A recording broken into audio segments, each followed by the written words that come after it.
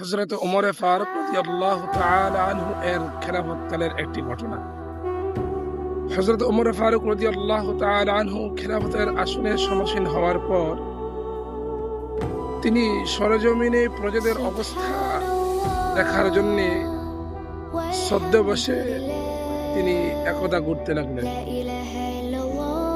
ঘুরতে ঘুরতে তিনি একবার এক মরুভূমিতে চলে গেলেন। সেখানে গিয়ে দেখলেন যে এক রাখাল বকরি চড়াচ্ছে। তখন তিনি রাখালকে দেখে বললেন, হে রাখাল ভাই, আমি খুব পিপাসার্ত, অতএব তুমি তোমার বকরিগুলোর মধ্যে থেকে যে কোনো একটি বকরির দুধ দহন করে আমাকে কিছুটা দুধ দাও, যেন আমি আমার প্রাণটা বাঁচাতে পারি। তখন রাখাল বলল, হে আগন্তুক, হে অপরিচিত ব্যক্তি, এই বকরিগুলার মালিক তো আমি নই। এই বকরিগুলার মালিক তো কেবল আমার মনিব। আমি কিভাবে তোমাকে এই বকরিগুলার দুধ তার অনুমতিবিহীন দিতে পারি? তখন হযরত ওমর ফারুক রাদিয়াল্লাহু তাআলা আনহু পুনরায় ওই রাখালকে বলল, আসো একটা কাজ করা যায়। রাখাল জিজ্ঞাসা করলো, কি কাজ?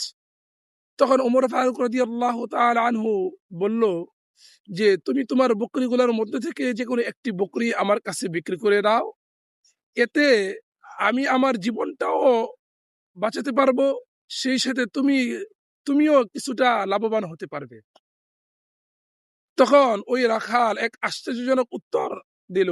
সে বলল, হে আগন্তুক, হে অপরিচিত ব্যক্তি, তাহলে আল্লাহ কোথায়?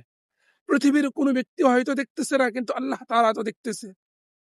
যদিও এখানে অগণিত বকরি ছিল, অগণিত বকরি আছে, আমার মালিক টের পাবে না, আজ করতে পারবে না, কিন্তু আল্লাহ তাআলা তো দেখতেছেন। তাহলে আল্লাহ কোথায়?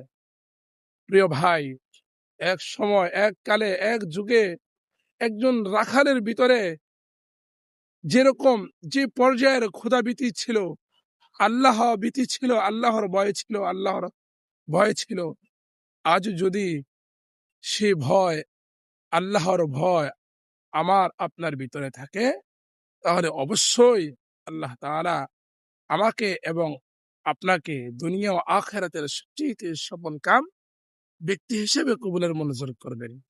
আল্লাহ রাব্বুল আলামিন আমাদের সকলকে সর্বহালতে আল্লাহকে ভয় করার তৌফিক দান করুক।